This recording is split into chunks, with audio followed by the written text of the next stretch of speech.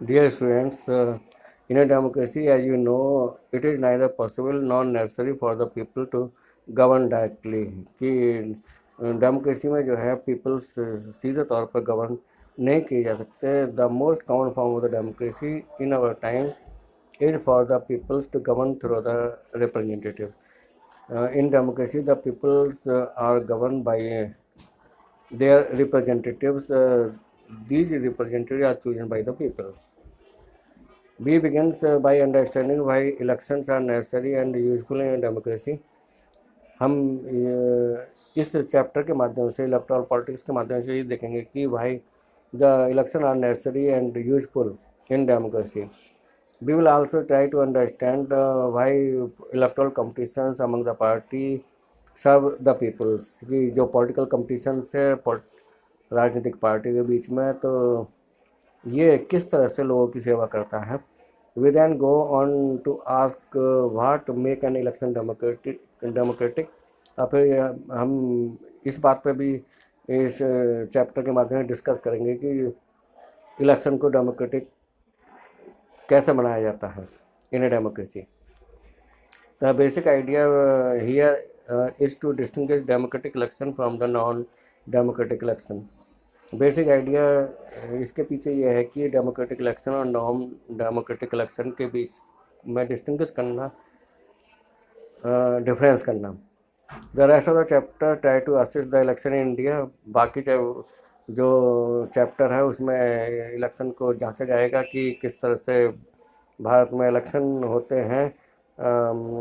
ये चीज़ देखी जाएगी इन चीज़ों के आधार पे ही कि फ्री एंड फेयर्स हैं और लोग किस तरह से उसको चूज़ करते हैं.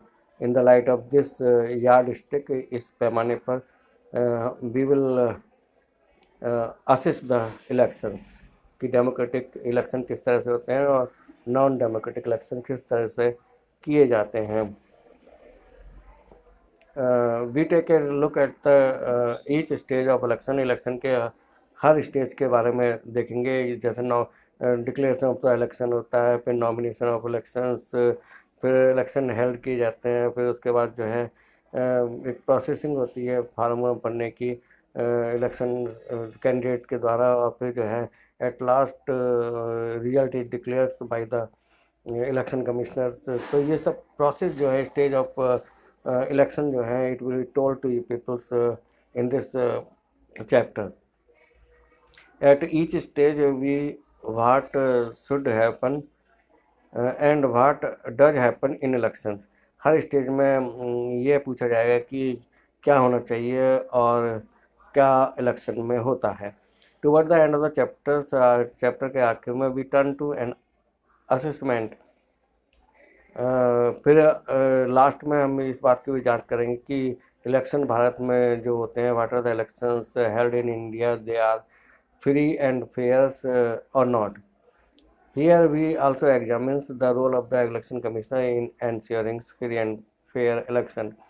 यहाँ हम ये भी एग्जामिन करेंगे कि what are the role of the election commissioner in ensuring the free and fair elections.